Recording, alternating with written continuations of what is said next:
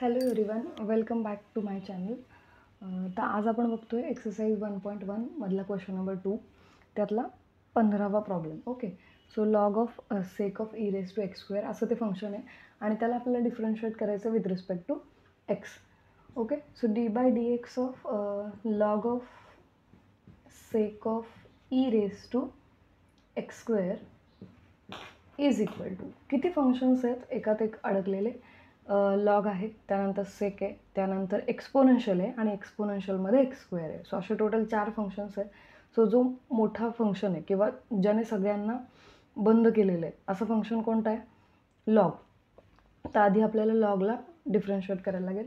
So लॉगचं derivative येईल 1 by J काही लॉगच्या आतलं फंक्शन आहे it will be in the denominator. So e raise to x square multiplied by d by d x of sec of e raise to x square. ठीक आहे, so it is equal to 1 by sec of e raise to x square into derivative of sec is sec into tan. Angle is same, so it is e raised to x square into tan of tan of e raised to x square.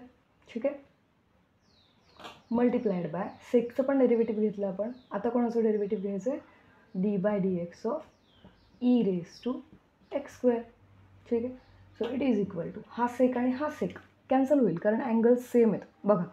So it is equal to simply tan of e raise to x square 1 by sec and sec are reciprocals of each other. So त्यांचं multiplication 1 येईल. ठीक आहे, multiplied by derivative of e raise to x square is again we have to use chain rule. एक्सपोनेन्शियलचं derivative तेच राहतं, multiplied by derivative of the power, because power is not independent variable, power is function of independent variable, that is x square.